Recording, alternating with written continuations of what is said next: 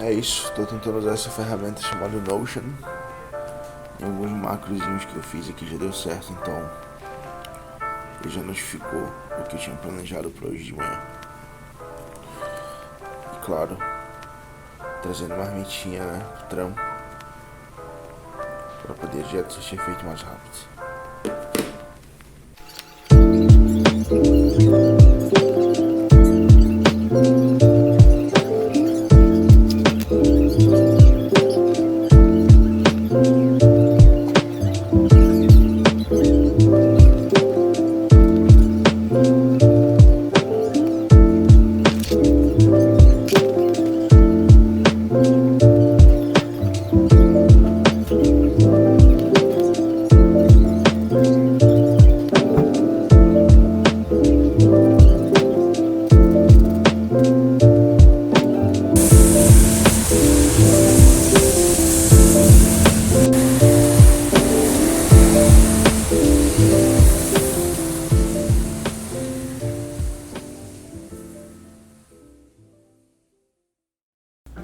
Sejam bem-vindos a mais um Espaço para Isso. Hoje falaremos um pouco de A Coragem para Ser Feliz. Comecei a ler ele ontem e já engoli 100 páginas desse livro. É um livro pequeno, assim, não é um livro tão denso, é um livro bem compacto. E basicamente é um livro que está falando que é a conversa de um filósofo com um jovem, né? Ou o jovem com o filósofo, porque é o jovem que vai procurar o cara. E aí no livro a gente tem aqui as falas, né? Tipo, o filósofo jovem, tipo um diálogo mesmo. E a história começa com esse jovem, que na verdade agora ele é um professor. Ele volta até o gabinete desse filósofo por conta que tem um livro antecessor a esse. O antecessor desse livro se chama A Coragem de Não Agradar. E aí é o primeiro contato que eles têm nesse mundo deles. E aí depois de 3 anos da história do A Coragem de Não Agradar, ele volta ao gabinete do filósofo. E aí surge A Coragem de Ser Feliz. E é basicamente o jovem voltando lá e tentando refutar as teorias que ele considera vagas e vazias de Adler. Eu acho que é esse o nome do filósofo. Fica um pouco confuso assim a quem ele se refere, que ele sempre se refere a Adler numa terceira pessoa. Então eu não sei se o filósofo de fato é Adler. Eu acho que não. Acho que o filósofo do livro acredita em Adler e ele tenta repassar as lições, né, e as teorias e tal, os conceitos de Adler para esse moleque. E aí ele vai na sala de aula e tenta aplicar isso e não consegue, e diz que tudo tá uma bagunça e que ele vai refutar o cara. É um livro muito interessante. Eu estou usando uma ferramenta agora e eu já fiz algumas anotações, e duas frases, duas falas, né, dos trechos que me chamaram muito a atenção foram na página 60, que é uma fala do jovem. Ele diz: eventos passados não determinam o que somos, e sim o significado que damos a esses eventos que determinam as nossas vidas. Eu achei isso interessante pra caramba, porque parando um pouco para analisar a minha própria vida, eu tive alguns acontecimentos de quando eu era mais jovem, que sim, um grupo seleto de pessoas sabem exatamente o que é esse acontecimento, que não me gerou um trauma, não interferiu em nada na minha vida adolescente, não interferiu em nada na minha vida adulta. Talvez eu esteja falando isso porque eu sinto que nunca aconteceu, né? Mas diferente de muitas outras pessoas que eu conheço e sofreram algo parecido, ou algo próximo de ser parecido, tiveram certas dificuldades na vida adulta e na adolescência e acabaram desenvolvendo certos padrões de personalidade, de comportamento que não é tão comum assim.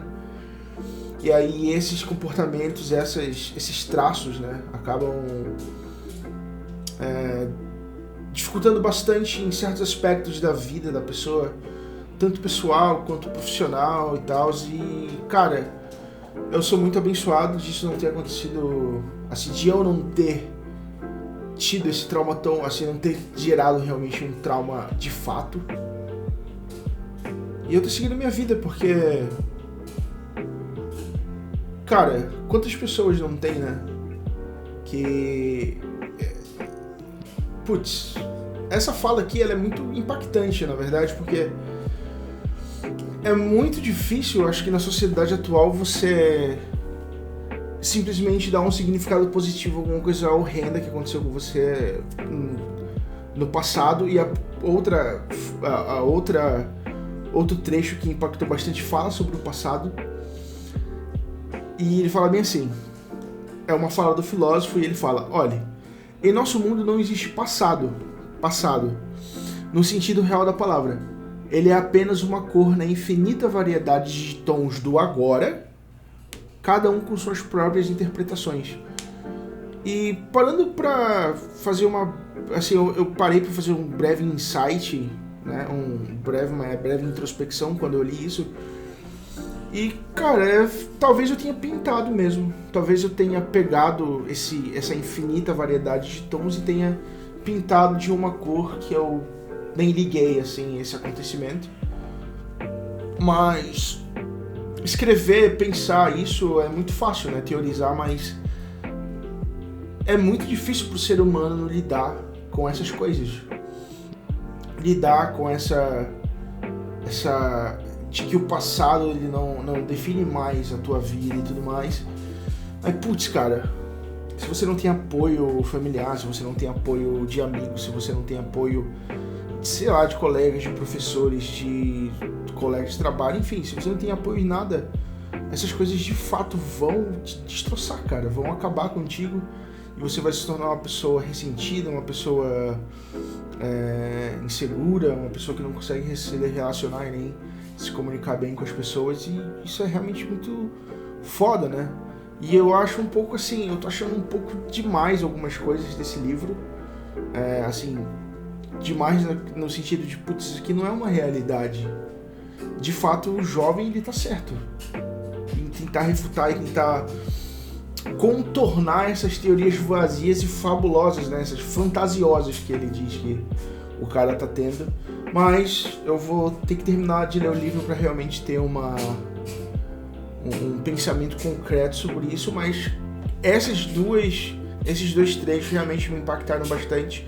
Tem outro trecho também, tem outros dois pensamentos que eu escrevi ali na lousa, e um deles o filósofo fala: mudar é matar a si mesmo. Ele usa um exemplo de... É muito difícil para as pessoas mudarem, porque até agora, pelo que eu deixa eu tentar lembrar, organizar, ele fala isso no sentido de que até aquele momento, determinado momento onde a pessoa quer mudar, ela é uma versão dela cujo ditado, o passado dela, por assim dizer, determinou que é ela. Mas se ela quiser mudar e se tornar outra pessoa, se quiser ter hábitos melhores, se quiser ter mais resultados no trabalho, ter mais resultados na vida pessoal, fazer mais coisas, sair mais, escutar novas músicas e tudo mais, ela tem que simplesmente acabar, destruir e abandonar tudo que ela tem até ali, matar o eu dela antigo e seguir em frente. Eu acho que esse conceito a gente vê em muitos outros lugares, né? Muito provavelmente vocês já devem ter ouvido bastante esse tipo de coisa, esse tipo de conceito, e é realmente muito interessante. E o segundo, que é o filósofo também fala, ele diz que ele tem um prisma, né? Ele diz que ele tem um prisma de papel no escritório dele. Isso aqui não é um prisma, mas que ele vira esse prisma para as pessoas que estão vendo, e ele pergunta: o que você consegue ler? E aí a pessoa lê aquela pessoa malvada e aquela pessoa que fica dizendo que sou coitadinha de mim. E aí são os dois extremos, né?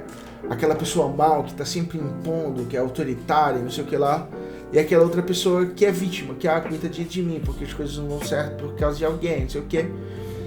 E aí ele fala pro jovem: agora vira o prisma e vê o que tá escrito na terceira extremidade. E aí quando ele vira, tá escrito: o que devo fazer de agora em diante? E aí ele bate em cima dessa tecla Eu achei muito legal porque basicamente a minha vida nesse momento está sendo eu matar o meu antigo e eu numa constante busca de o que eu devo fazer de agora em diante. O que eu devo comer? Que tipo de exercício eu tenho que fazer? Que tipo de conteúdo eu tenho que consumir?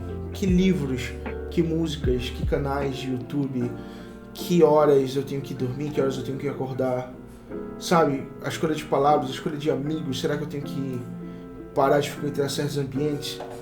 Então, assim, esse livro está sendo muito legal. Eu comprei ele no ano passado, acho que tem uns 2 ou 3 meses que eu comprei ele. E tá sendo, assim, muito legal, cara, muito legal mesmo. Fiquei muito feliz em ter comprado esse livro. Eu simplesmente vi o título, me interessei e tô realmente gostando, assim, apesar de o formato do livro e ele é compacto na leitura, mas ele é denso, um pouco denso no conteúdo, porque não é tão fácil ficar lendo sobre essas coisas e simplesmente ler. Você tem que parar e refletir um pouco, né? E ter aí um pouco de fazer uma introspecçãozinha básica em alguns trechos para você ver se realmente aquilo condiz com alguma coisa da tua vida ou algum momento e tal. Putz, pelo que eu tô vendo aqui, o áudio deve estar meio estourado, né? Não sei. Caso não esteja estourado é porque eu arrumei na pós-produção. Então, pessoas, como diz o filósofo, né? Como diz o filósofo, quando você vai buscar ajuda, é basicamente você falando para si mesmo: o que eu devo fazer de agora em diante? Onde eu devo buscar ajuda? Que tipo de ajuda? Será que é com algum amigo, com algum parente, com um profissional da saúde, que é o mais correto a se fazer, sempre procurar ajuda primeiro com um profissional de saúde e procurar apoio naqueles amigos próximos, aquele parente próximo que você sabe, pode confiar e tal, enfim. Então, dito tudo isso, com essas poucas reflexões aí do A Coragem de Ser Feliz, de Ishiro Kishimi e Fumitaki Koga, eu deixo vocês. Espero que vocês tenham tido uma ótima semana, metade de semana até aqui, um ótimo dia. E eu vejo vocês sexta-feira novamente para mais um vídeo. Beijinho no coração. Tchau.